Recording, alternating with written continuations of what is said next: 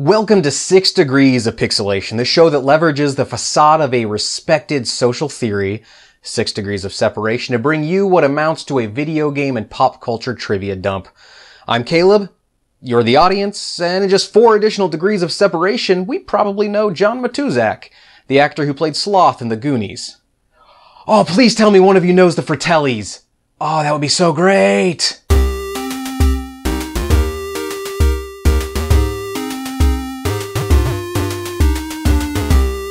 6 Degrees of Separation is the theory that anyone on the planet can be connected to anyone else by a maximum of 5 intermediaries.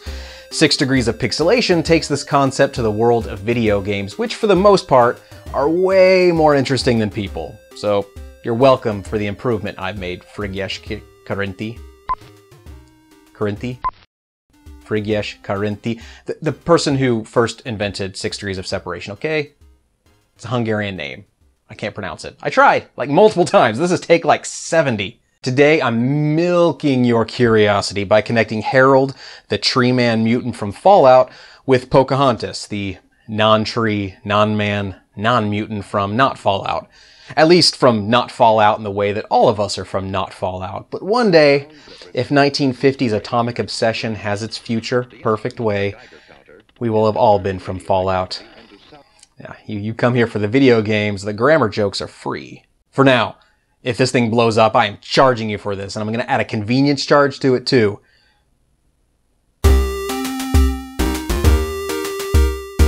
Harold, you unfortunate god. You're unable to rid your rooted life of the annoying tree minders who worship you, yearning for the days when sweet little Bob was but a young bud, barely more than a pronounced cowlick. But things have changed, and sometimes when an FEV mutation causes a tree to sprout from your head, ultimately growing so large as to encompass your entire body, finally rooting you to the earth, you have to stop, as if you had a choice, and realize that life may not be worth living. So you get a lone wanderer to light you on fire, or fill your heart full of more holes than a chromosome abnormality. Atrial septal defect being the specific abnormality I'm referring to here, and also the name of my favorite Fallout 4 gun. It's very rare. It's like super legendary. You have to have like the legendary change the name perk. I think it's like level 7 intelligence or something. Perhaps this grisly pseudo-suicide could have been avoided if only you had found someone else to talk to, someone besides the tree minders, someone to commiserate with who isn't a glorified parasite. Perhaps someone who is also little more than a mobility vessel for a small organism named Bob. Surely such a very specific couple couldn't exist twice. Related question. You're not allergic to cats, are you, Harold? That's right, Harold's Bob isn't the only Bob extension of a 2-character team in gaming. Trade the human Harold for a giant cat, and you've got Earthworm Jim's Bob the Killer Goldfish and his cat butler, number 4.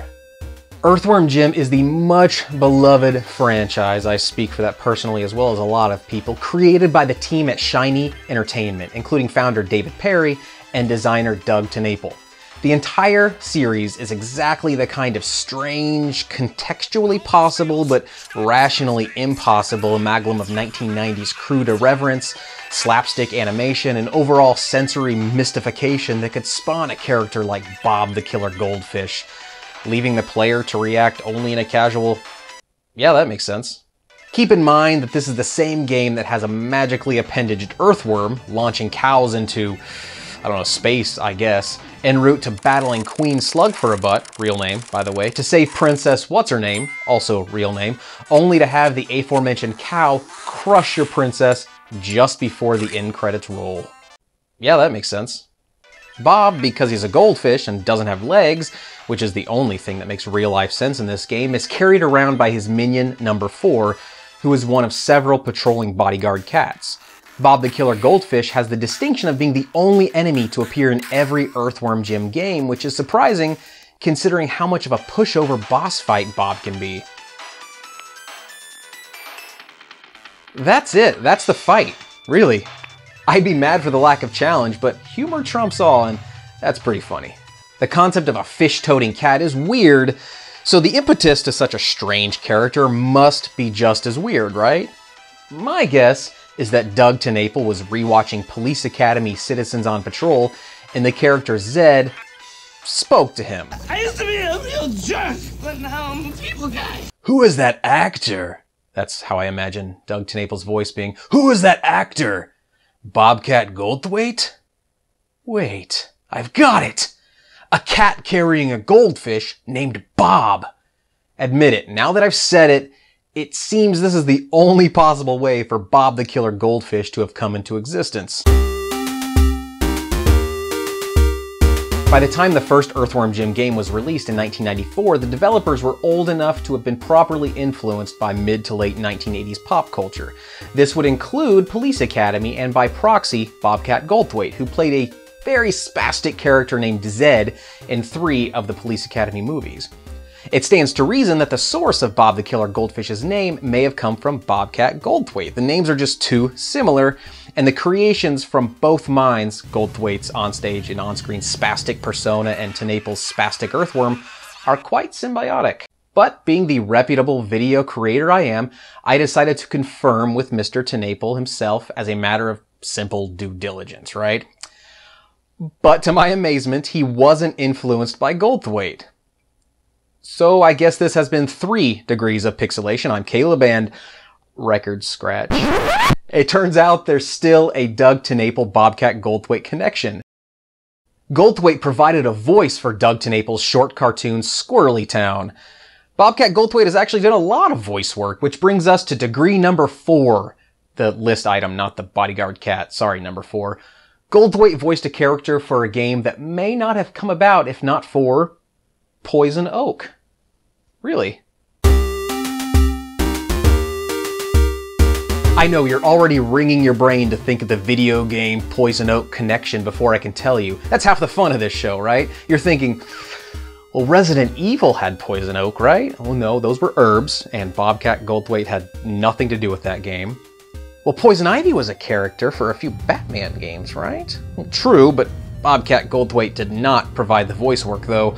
I'd love it if he did. Thank you very much. I had a woman who used to come in here about once a week, but I had to fire her. It didn't pan out. In 2012, Goldthwait voiced a character named Pop Fizz for the games Skylander Giants and Skylanders Swap Force. Pop Fizz is a hyper-gremlin chemist with a penchant for drinking his own potion. Typical mad scientist behavior. When has self-experimentation ever turned out well? In Batman Arkham Asylum, Dr. Kirk Langstrom injected himself with a serum made out of vampire bat DNA, and he became, not surprisingly, a giant vampire man-bat. Dr. Jekyll heightifies himself with his own concoction, though I believe not without appropriate motivation, considering that in the alternate Ness timeline, that places him in the middle of a town full of angry bomb-dropping citizens. I get it, Dr. Jekyll. Maybe all those citizens drank Pop Fizz's concoction, which turned him into a rampaging monster. But back to the Poison Oak connection. Paul Reish, the game designer for Skylanders, always wanted to be a geologist, exploring nature's faults and ravines. Poison Oak also loves exploring ravines, and Reish happens to be deathly allergic. To Poison Oak, not ravines, though I guess we're all kind of allergic to ravines if they're deep enough, and we're trippy enough. I mean hospital visit allergic. I puffed up like a giant bright red marshmallow.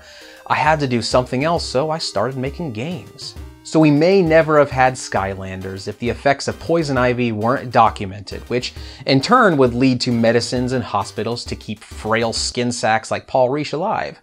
So thank God for John Smith? Huh? Poison Oak, or more accurately its 3-leaved relative Poison Ivy, was first written about and published by John Smith in 1624 in his manuscript titled The General History of Virginia, New England, and the Summer Isles, with the names of the adventurers, planters, and governors, and on and on and on. It's a very long title. He must have gotten paid by the pound of stolen Indian land and by the word. And also probably by the number of Native American women who saved his life. John Smith was an English soldier, a colonialist, and the founder of Jamestown, Virginia. He is also the same John Smith of Disney and near beheading fame. In 1607, he was allegedly saved by Pocahontas, a Native American chief's daughter, when she placed her head upon Smith's own head as her father raised a war club to execute the colonizer. Some historians will tell you this anecdote is bullcrap. Really? So is it also bullcrap that Pocahontas painted with not just several, but all the colors of the wind? And you precious historians and your precious history are probably going to contradict the historical record of Pocahontas having known a talking tree. Oh my God. In a 6 Degrees of Pixelation first, I may have inadvertently stumbled upon a 1-degree wormhole, connecting the 1st degree directly to the 6th. Grandmother Willow, the Pocahontas talking willow tree, back to Harold, the Fallout talking tree man tree. And that's not even all. A tattoo parlor in Munzenberg, Germany called Fallout Tattoo once gave someone a Pocahontas tattoo.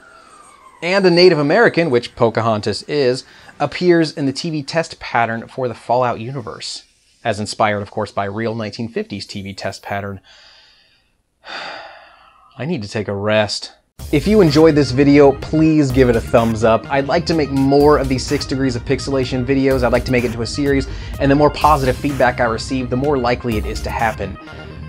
I depend on the validation of others. I can't apologize for that. You'll find a link in the description below to a Google Doc with my script, notes, and any sources that you can dig into if you'd like to, because some of you may be like me and you like to just dig into the actual documents a little bit.